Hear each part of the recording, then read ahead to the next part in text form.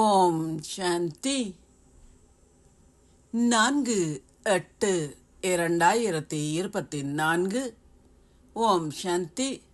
அவ்யக்த பாப்தாதா மதுவனம். ரிவைஸ் 18/1/2001.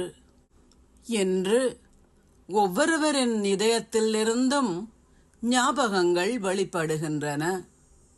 அமிர்த வேளையில் இருந்து எங்கும் உள்ள குழந்தைகள் அன்பும் நினைவுகளுக்குமான பல்வகை மாலைகளை பாப்தாதாவின் மீது போட்ட வண்ணம் இருந்தார்கள்.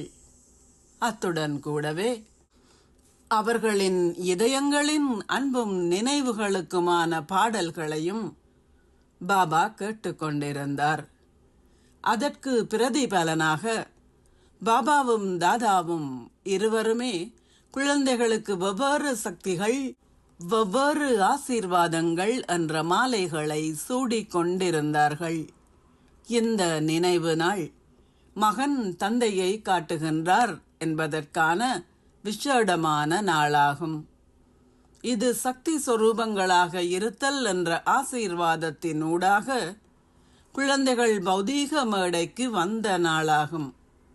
இது ஏனென்றால் இதுவே குழந்தைகளை பௌதீக மேடையில் சேவைக்கு கருவிகள் ஆக்கிய நாளாகும். அத்துடன் குழந்தைகளை சிம்மாசனத்தில் அமர்த்தி அவர்களுக்கு பொறுப்பு கிரீடத்தை கொடுத்த நாளாகும். அது முடிசூட்டு விழா. அத்துடன் பௌதீக ரூபத்தில் சேவை செய்வதற்கு கருவிகள் ஆகுவதற்கான திலகத்தை பெறுவதற்கான தினம் ஆகும். குழந்தைகள் எல்லோரும் தந்தையுடன் ஒத்துழைப்பதற்கு கருவிகள் ஆகியுள்ளார்கள். தொடர்ந்தும் அப்படி ஆகுவார்கள். குழந்தைகள் ஊக்கத்துடனும் உற்சாகத்துடனும் சேவை செய்வதில் முன்னேறுவதைக் கண்டு பாப்தாதாவும் மகிழ்ச்சி அடைகின்றார். இதயத்திற்கு நெருக்கமாக இருக்கும் எங்கும் உள்ள சக்திசாலி ஆத்மாக்கள் எல்லோருக்கும் தமது ரூபங்களின் ஊடாக சரியான நேரத்தில் ஒவ்வொரு சக்தியையும் வெளிப்படுத்தும் மேன்மையான ஆத்மாக்களுக்கும் சதா தந்தையுடன் ஒத்துழைப்பதுடன் சகல சக்திகளின் பராமரிப்பை ஆத்மாக்களுக்கு வழங்குவதற்கு கருவிகள் ஆகுபவர்களுக்கும் எல்லோருக்கும் தைரியம், ஊக்கம், உற்சாகத்தை சதா கொடுக்கின்ற பறக்கும் ஸ்திதியில் இருக்கும் ஆத்மாக்களுக்கும் சதா பிரச்சனைகளை தீர்வுகளாக மாற்றுகின்ற, உலகை மாற்றுகின்ற ஆத்மாக்களுக்கும் நினைவின் சொரூபங்களாக இருந்து அதனால் சக்தி சொரூபங்களாக இருக்கும் ஆத்மாக்களுக்கும் பாப்தாதாவின் பல மில்லியன் மடங்கு அன்பும் நினைவுகளும் நமஸ்காரங்களும். ஆச்சா. ஆசீர்வாதம். ஆத்மாக்களின் மேன்மையான ஸ்திதியின் சின்னம் தாமரை ஆகும்.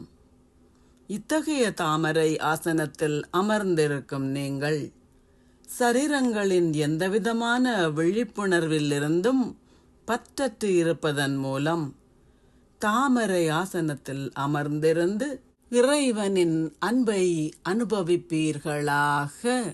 தாமரை ஆசனத்தில் இருக்கின்ற பிராமண ஆத்மாக்கள் இயல்பாகவே சரீரங்களின் எந்தவிதமான விழிப்புணர்வில் இருந்தும் பற்றற்றவராகவே இருப்பார்கள். சரீரங்களின் எந்தவிதமான விழிப்புணர்வும் அவர்களை ஈர்க்காது. தந்தை பிரம்மா நடக்கும் போதும் அசையும் போதும் எப்போதும் தனது விழிப்புணர்வில் ஒரு தேவதை ரூபத்தை அல்லது தேவ ரூபத்தை வைத்திருந்தார். அதேபோல் உங்களிடம் இயல்பான ஆத்ம உணர்வு ஸ்திதி இருக்கும்போது நீங்கள் சரீரங்களின் எந்தவிதமான விழிப்புணர்வில் இருந்தும் பற்றற்றவர் எனப்படுவீர்கள். சரீரங்களின் எந்தவிதமான உணர்வில் இருந்தும் அப்பால் இருப்பவர்கள் இறைவனால் நேசிக்கப்படுவார்கள். ஸ்லோகம். உங்களின் சிறப்பியல்புகளும் நற்குணங்களும் இறைவனால் ஒரு பிரபு பிரசாதமாக கொடுக்கப்பட்டவை. அவற்றை உங்களுக்குரியவை என கருதுவது என்றால் சரீர உணர்வை கொண்டிருப்பதாகும். ஓம் சாந்தி. நன்றிகள் பாபா.